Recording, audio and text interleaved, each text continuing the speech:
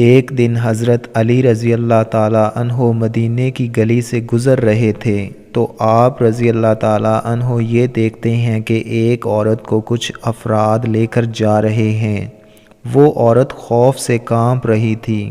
جب حضرت علی رضی اللہ تعالیٰ عنہ نے یہ معجزہ دیکھا تو ان آدمیوں سے پوچھا کہ کیوں عورت کو گھسیٹتے ہوئے لے جا رہے ہو؟ تو ان لوگوں نے کہا کہ اس عورت نے بدکاری کی ہے، زنا کیا ہے۔ تو حضرت عمر رضی اللہ تعالیٰ عنہ نے یہ حکم دیا ہے کہ اس عورت کو سنگسار کر دیا جائے۔ حضرت علی رضی اللہ تعالیٰ عنہ نے ان لوگوں کی بات سنی تو آپ رضی اللہ تعالیٰ عنہ نے اس عورت کو ان لوگوں کے ہاتھ سے چھڑایا اور پھر کہا چلے جاؤ۔ حضرت عمر رضی اللہ تعالیٰ عنہ کے پاس گئے اور انہیں بتایا کہ آپ رضی اللہ تعالیٰ عنہ نے جس عورت کو سنگسار کرنے کے لیے بھیجا تھا وہ حضرت علی رضی اللہ تعالیٰ عنہ نے کام روک دیا۔ حضرت عمر رضی اللہ تعالیٰ عنہ نے کہا کہ جو کچھ حضرت علی رضی اللہ تعالیٰ عنہ جانتے ہوں گے وہ ہم نہیں جانتے، کچھ ایسا ضرور ہے جس کی وجہ سے انہوں نے یہ کام کیا ہے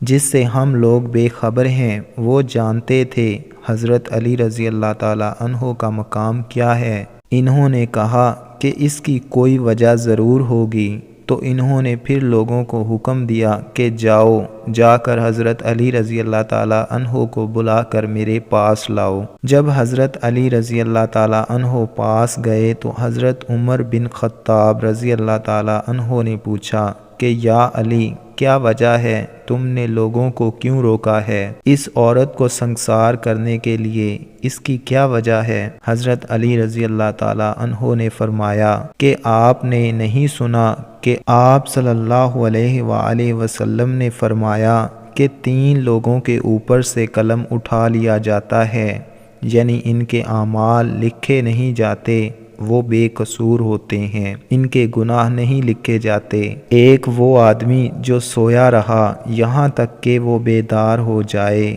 دوسرا وہ آدمی جو نابالغ ہو یہاں تک کہ وہ بالغ ہو جائے، تیسرا وہ شخص جو ہوش میں نہ ہو، دیوانہ ہو، درویش ہو۔